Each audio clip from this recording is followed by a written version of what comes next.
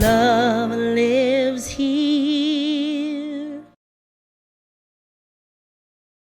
All right, wonderful. So as I mentioned, this month we are going to be looking at emotions, and the theme for the year for Centers for Spiritual Living is Living Everyday Wonder. And each month we have the opportunity to look at various areas of our lives with this lens of living everyday wonder that we're really tucking into and tapping into.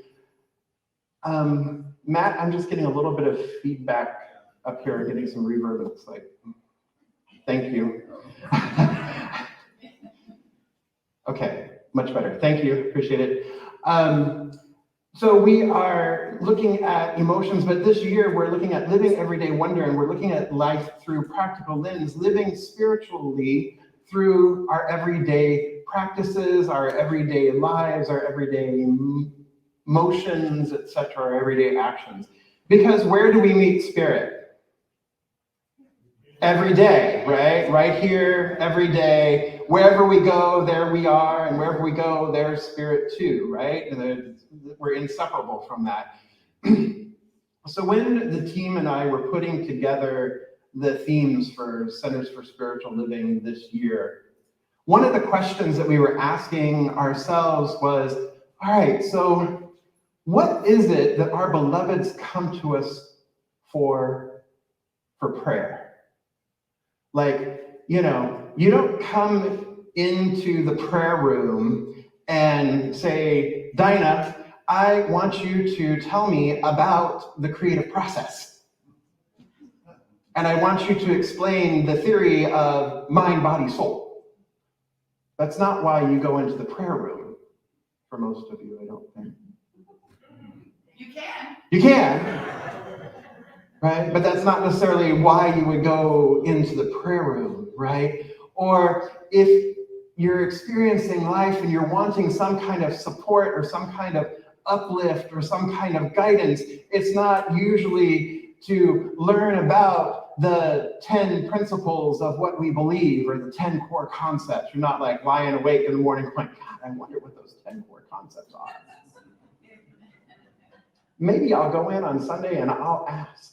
Or maybe I'll just call a practitioner and find out what those 10 principles are. I'm so curious. Again, there may be a few of you for whom that is true and wonderful, but usually there's something else that is saying, I need some support right now. I just need some community around me. I need some clarity on something. So when we looked at living everyday wonder and we looked at the theme and we looked at the practical application of what it is that we teach, what it is that we believe, what it is that we want to share with the world, we looked at it through all these lenses. And so the first part of the year, the February, was kind of that existential, spiritual, I feel something different. I'm feeling something within me. I'm feeling a spirit call, or I'm feeling a mental call to something. There's something else that's kind of there. And then we entered into some fairly easy and fairly fun ones of play, right? Because frequently people will be like, I'm just not having fun in my life. I want to have more fun. I want to experience more fun, right? Or they come and in April, it was like, I want to be more creative. I have this great idea. I just don't know how to bring it forward. Or, I'm kind of blocked. I feel this call to express, but I just don't know how to express it. I'm experiencing writer's block or composer's block or painter's block or any other kinds of blocks. I'm experiencing some of that. And so we addressed those at the beginning of the year. And now we're in May. We're talking about emotions. And we're not talking about Mariah Carey doing her whistle, No, we're not, Spice Girls. Ooh, there we go. Yeah, Spice Girls today. Hey, there we go. And then we move on, as we move through the rest of the year, I just wanted to make you aware of this. As we move on through the rest of the year, next month is body. So we're talking about physical wholeness. And then we're talking about relationships. Ooh, that's July.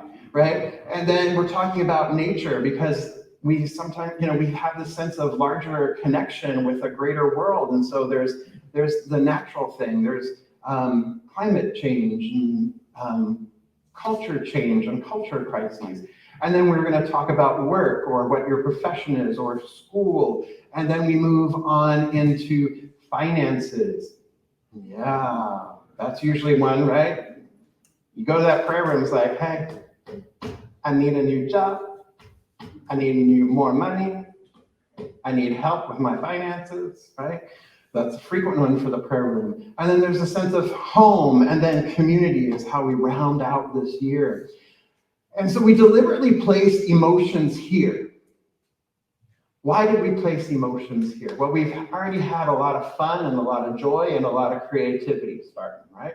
And there's no reason why we can't keep that rolling. There's no reason why some of these things in our lives can't also be joyful and can't also be positive, as the song was singing. But we also have the opportunity to explore the full range of our emotions, the fullness of our spice rack. Because if we only get stuck in one idea or one spice, it gets to be pretty bland. We begin to adjust to that. And we don't experience life more fully or more completely, or we don't experience a lot of tastes, a lot of variety. And after all, variety is the spice of life, is it not? And so that also applies then to our emotions. And when we understand our emotions and understand how our emotions work for us and how we interact with them and respond to them, and then become inquisitive and curious about what wisdom they have to offer, then we have the opportunity to grow and deepen and experience an overall positive life, even though there might be some hiccups. There might be some waves of sadness or waves of anger or waves of fear, right? But overall, when you have these waves happening, if you learn how to ride the wave or surf the wave, as the case may be, there's that lull, there's that calm after the wave, that calm, peaceful equanimity. And we learn more so that we learn how to ride waves more skillfully the more we practice. Is this true? Oh, yeah. So, just like we have basic tastes of salty, sweet, spicy, bitter, savory, sour, right? We have basic emotions. Basic emotions, the jury's kind of out on how many basic emotions we have. Some models say we have 5 basic emotions, some say we have 6, some say we have 7, some say we have 8. And that the combinations thereof, just like the combinations of spices, the combinations thereof create more spices or create more emotions, up to a range of, are you ready for this? 34,000 possible feelings and emotions that we can have as human beings. It is confusing. I mean, Francis' eyebrows just went, ooh. Yeah, 34,000. With all of the possible combinations of what it is that we can feel based on a core set of anywhere from 5 to 8. And then some say 27, but but the 4 that everybody agrees on are joy, sadness, fear, and anger. And these are the ones that we're going to be looking at in depth this month. And we're going to be looking and exploring and having fun with and being curious about and allowing the wisdom of these to come forth. You see, when we allow ourselves to experience our feelings and we experience them and we feel them all the way through, we can feel them all the way through to completion, then we don't get caught up into a mood or a temperament. Think of it this way. When a baby is upset for some reason, wet, hungry, angry, tired, whatever. What does a baby do? It cries, right? So it expresses, it emotes, it cries, it lets it out, it makes a sound, it gets all red and shakes its fist or what have you, right? And then it passes, right? The feeling passes, it comes to pass. The feeling moves through the baby. Same thing with a cat, right? Right? Or a dog that growls, right? And then all of a sudden, 90 seconds later, waggy, waggy, waggy, waggy, waggy, waggy, waggy, waggy, waggy, waggy, waggy, right? I made dinosaurs. It's a good day. So feelings actually are designed to move through our bodies with about 90 seconds, maybe a little bit longer, depending on what it is. But feelings are designed to move through our bodies. But when we repress them or we recycle them, then feelings can become a mood. Feelings can get stuck, and then it becomes a mood. And so now I'm not just angry, now I'm grumpy. And I'm in a mood. I'm in a grumpy mood. And then that mood, if the mood continues for a really, really, really long time, it becomes a temperament. I become bitter, sour, salty. Right? Then it becomes a temperament, and it's like, bitter old man, don't want to be around you. So we have the opportunity here to move through and experience our emotions and experience the full range of our emotions, because what does the universe respond to, beloveds? When we talk about treatment, when we talk about prayer, when we talk about meditation, etc., what is it, the creative process, what is it that the universe responds to? If I just say, I have $1 million, I have $1 million, I have $1 million. Feeling and belief. Feeling and belief. Thank you, practitioner emeritus Anita. Yes, feeling and belief. The universe responds to the feeling and the belief. So why would emotion be so important to us? Why would feelings be so important?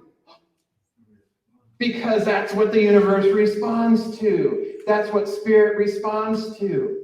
If I say it with conviction, if I feel it in my body with absolute conviction and joy and passion, like, yes, I have $1 million.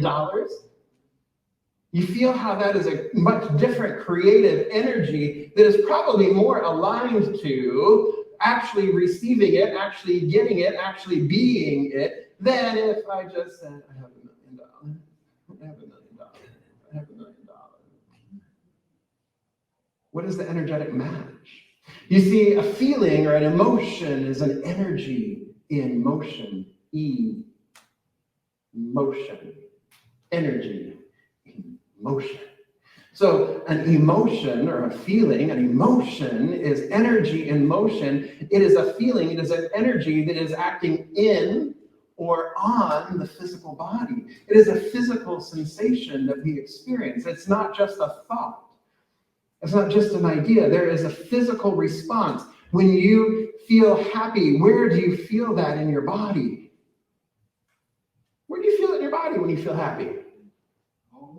All over, right? There's this effervescence. There's this, it's an all over tingly feeling. It might be joy. There might be a greater sense of opening. There might be like smile that comes to our face, right? But there's that joy. And where do we feel sadness typically? We feel sadness in our chest. We feel it in our throat. We feel it in our eyes. What about anger? Belly, the fire in the belly could be there. Could be neck and shoulders and back because I'm angry. Right? Clenching of the jaw happens when we get angry. What about fear? Where do we feel fear? Where do you feel fear? Belly. Yeah, we feel fear in our belly. It's like, tightness. And all of our emotions are just like spices too, right? And that there's different levels of intensity. Some are just more mild, tame, a 0 on the Thai restaurant scale. Right? And then there's some that are like, whoa, 10. So you have your bell pepper, and then you have your ghost pepper, right? Burning all the time, right? So we have different intensities of emotion as well. So not only is it spice blends, but then there's different levels of intensity with those spice blends. But ultimately, what we can do is we can kind of distill almost all of them back into the 4 or 5, 6, 7, 8 basic core emotions. And why are they called core universal emotions? Because regardless of culture, regardless of where we live in the world, how we've been raised, what have you, we all have the tendency, when we experience joy, the facial expressions and the way our bodies respond to joy tend to be this very similar. There's a lightness, there's a smile, it's very similar. Fear also has a tendency to look very similar. Anger looks very similar. Sadness looks very similar. So that is why they're called the core or the universal emotions. So if we can get to that universal emotion and we can understand what's going on and we can feel it and sense it in our bodies and we can accept it and we can breathe into it, then we have the opportunity to learn from it and tap into its wisdom. And when we tap into the wisdom, then that brings us back to, all right, so if this is for me, the universe, right, is always conspiring for me. The universe is not against me. Spirit is not against me. It is always conspiring for me. Conspire with spirit. Conspire with spirit. So it is always breathing, it is always working with me, working for my highest good. So the emotions themselves, the feelings themselves are responses to some sort of stimuli, whether it is an external stimuli or an internal stimuli, whether it is a thought that we think or whether it is a replaying and replaying and replaying the same entire story, right? The body receives that information and makes choices and releases chemicals into the body so our body responds. Our brains receive it and then release the chemicals, and then our body receives those chemicals and we respond or we react, however we react in response to that chemical dump. Yeah. So if we get stuck repeating, especially an emotion that we would consider negative, and really there is no negative or positive emotion, just like what was spoken of this morning, it just is. What happens is we assign meaning to it. But what it is it's just a way of accessing greater information that Spirit is trying to convey. So we have this way of accessing it. It's like, okay, got it. Oh, I'm feeling a flutter in my tummy right now. Ooh. What is that? Oh, it's a little bit of nervousness. I wonder what that's about. And here's where we get to the wonder and the curiosity, right? I wonder what that's about. When else have I felt this? Oh, okay. So this is a pattern. Every time I have to speak in public, I get a little bit nervous. This is not me. But I get a little nervous. Oh. Well, this is some information, isn't it? So what is the belief that I'm holding about this nervous energy that I'm experiencing?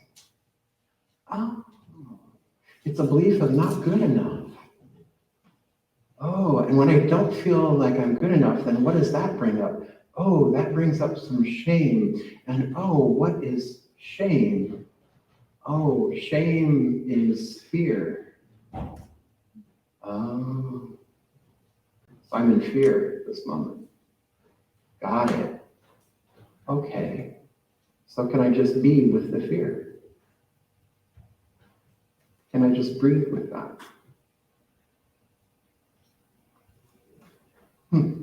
Yeah, it's possible.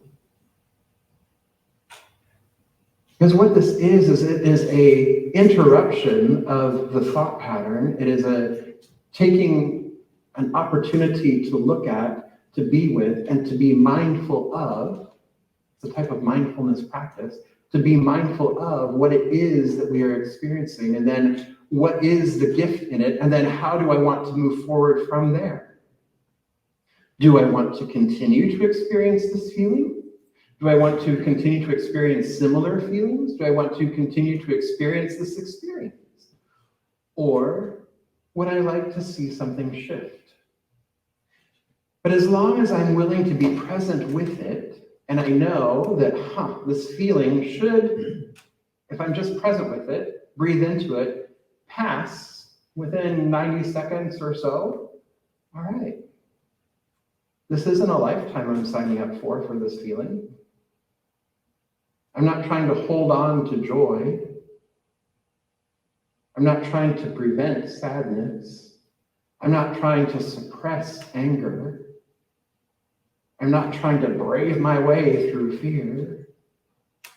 Just present with it and see what's available here, because there's lessons in each one of these beautiful things. When anger is up, anger is inviting the question of what is no longer of service?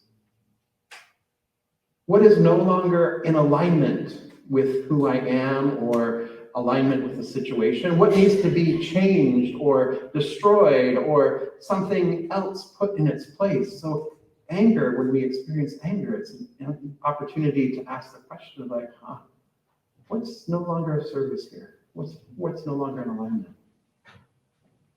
Sadness is an opportunity to ask what needs to be let go of or said goodbye to.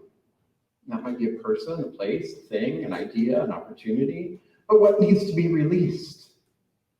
Sadness offers that gift of what needs to be released. Fear offers the gift of what needs to be known or what needs to be faced. What do I have to wake up to? What lessons are here and present that is wanting to be learned? And joy invites us into asking, what needs to be celebrated? What needs to be appreciated? What wants to be laughed at? You see how these questions and being present with the emotion themselves provides more opportunity. Yes? And so then these answers, when you ask yourself these questions and the answers that are revealed, then this is where we then have the opportunity to take it to prayer. This then could become, or can become, does become, if you choose to, your prayer request. Oh, I recognize that this is no longer of service, and I am being called to release it because I'm experiencing anger and I'm experiencing sadness. And wow, this thing is just being called to be released. It's no longer serving me. So then my prayer request comes of perhaps grace, ease of release, reconciliation, love, peace with the decision, peace in my choices, clarity of mind that I may do something, that I may take the next step, grounded and anchored and centered in principle. Or, instead of going that way with it, right, being conscious, using emotional intelligence and being conscious of what I'm experiencing or what I'm feeling, I could just be mad. I could just be angry. You know what? I can come and I can talk to you about it, And you know what? I get angry all over again. And then I come over here and I'm going to talk to you about it too. And oh man, am I working myself up into a froth. Right? The unconscious choice to perpetuate, to not learn from, to not grow from, to not experience the fullness, the allness, and the wisdom of what it is that I'm feeling, what it is that I'm emoting, what it is that is working me, what it is that is trying to come forth and express itself and say, hey, lift it up. Here's the lesson, here's the joy, here's the wisdom. Because once we step into saying yes to the emotion, saying yes to the wisdom of the emotion, and guess what? We've crested the wave, we're now on the other side of the wave, and now we're into that sweet spot of just calm and equanimity and peace. And in that place, we can make new decisions, we can make new choices, we can then plant the new seed, the new idea into the divine mind and watch it bear fruit. Because it's coming from a place of, Spirit has revealed this. Spirit used my emotions, used my emotions, used my body, used the flutters, used the revulsion, whatever, to communicate with me. To communicate that there is a higher idea that is wanting to be expressed. So our emotions, beloveds, are an opportunity to grow, to lift, to move forward, to continue to evolve if we are conscious of them. And then, when we're conscious, we get to pick them and choose them and experience them the way we would go to our spice rack and go, today I'm feeling like, a mixture of cumin and coriander. A little bit of caraway maybe would be an interesting thing, and let's see what happens when I do that. Or we go to our spice rack and it's like rosemary, sage, and thyme. Or a little paprika, a little turmeric, not going to have much flavor, but going to have a lot of color. There's the variety. And once again, beloveds, we are at choice. And we have the opportunity then to enjoy the fullness of the spice rack and the fullness of the spice of life and the fullness of the spice of emotion. So, your takeaway, Allison, your tool, everybody. Okay, here come the journals and here come the pens. It's like a second. All right. So, here you go. First, see if you can identify the core emotion you're feeling. One of those 4 or 5, 6, 7, 8 core emotions that you're feeling. See if you can distill it down to that, Craig. Okay? I see the eyes get really big. See if you can distill it down to that. So what is that one emotion? Then locate that sensation somewhere in your body. We talked about where some of these primary emotions or where some of these core emotions are. We talked about locating that emotion somewhere in your body. And then what does it feel like? Is it fluttery? Is it warm? Is it cool? Is it thumping? Is it jittery? What is that feeling? Is it tingly? What is that feeling in your body? Just feel that sensation in your body and then breathe into it. Feel it, breathe into it.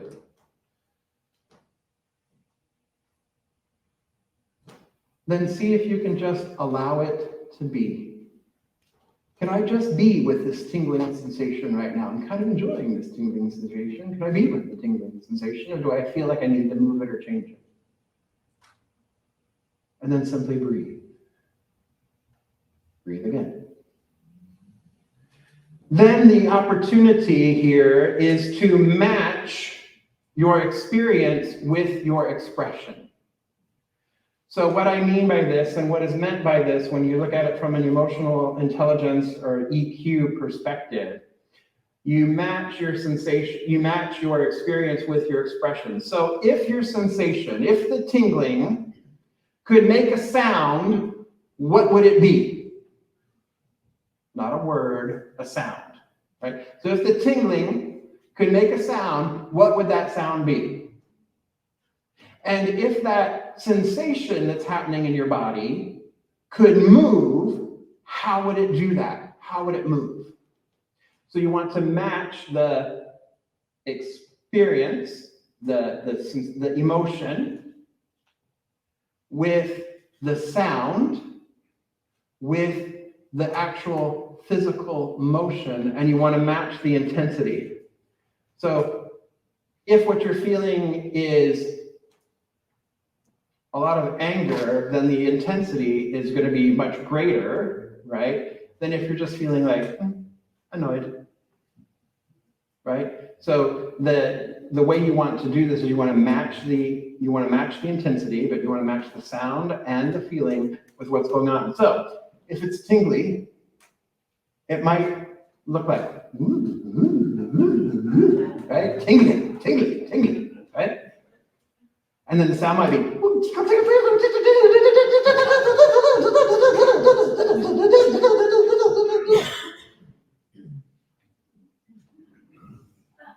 and then you check in again. Is that tingling sensation still there?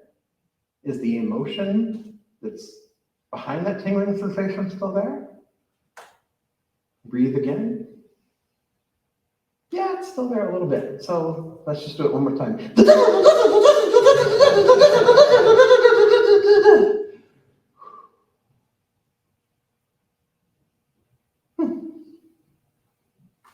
Shift.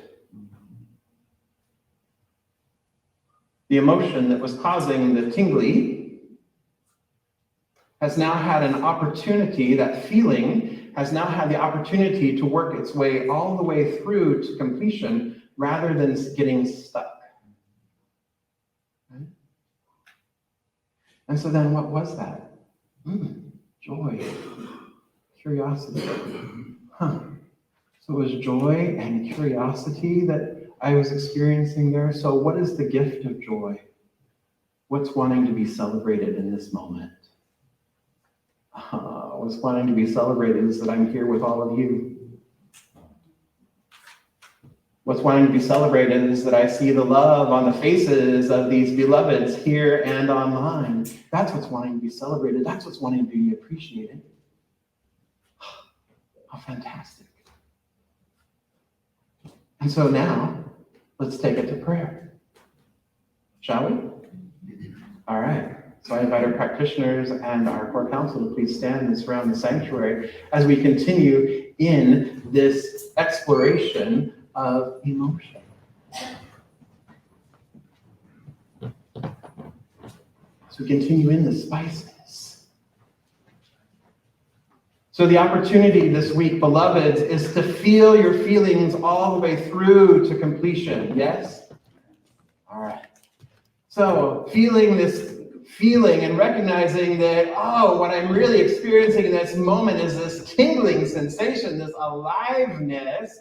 What I'm experiencing here is joy. And so what I know is that God is joy, Spirit is life, Spirit is love. And Spirit is forever expressing itself through and as all of creation, as all of life. And it expresses itself so beautifully through the human consciousness. And I am one with this Spirit. I am one with this one that right where I am, knowing that Spirit is all that there is, that there is only this one energy, there's only this one force, there's only this one power. I know that it brought forth all of creation, all of life through and as itself. Therefore, I know that I am one with it. Therefore, I know that I am the joy that Spirit is. I know that I am the love that Spirit is. I know that I am the peace that Spirit is. I know that I am the harmony that Spirit is, because right where I am, Spirit is. I'm inseparable from it. And as I know that this is true of me, I know that this is true of all of life, of all of creation, of everyone gathered here this day, of everyone who ever hears this message. And whether they hear it or not, it's true, period, because spirit is all there is. And so I know that this community is one of joy. This community is one of effervescence. This community is one of tingling. This is what is happening here. This is what is present in this moment. And I call forth more and more and more good. Because the universe is unlimited. It is infinite. It is eternal. So nothing is ever withheld. So I simply claim and know and enter and align my energy, my energetic being, the energy that is spirit that is moving through me. I bring myself into alignment with it through the conscious use of my mind, through this wisdom, this divine wisdom that has been expressed and shared with me this day to be amplified. And so I simply place this wisdom, I place this joy back into that creative medium that only says yes. I place that back into the universe, which only says yes. It never returns void. And so that it magnifies and glorifies and expresses even to a more greater, fuller capacity of itself, of joy, of life, of love. This is what I know to be true this day. And so this is what I lift up. This is what I amplify and magnify this day. Because it has been called forth from within, because I listen. And I know that this I that is speaking, this I is not just the I that is Jeffrey, it is the I that is all. It is the I in each one. So it is not Jeffrey's word. It's not Jeffrey's idea. It's not only for the benefit of Jeffrey. It is the I that lives and moves and breathes and has its being in, through, and as each one.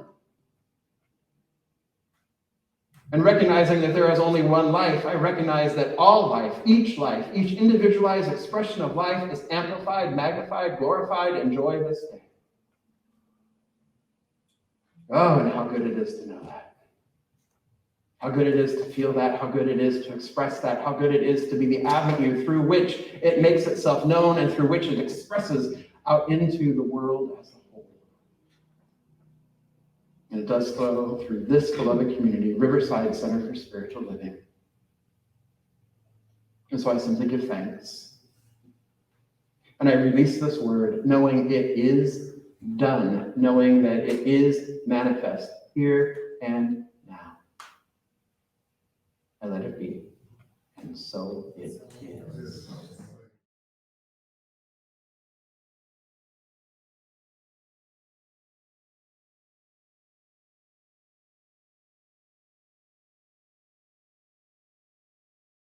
Love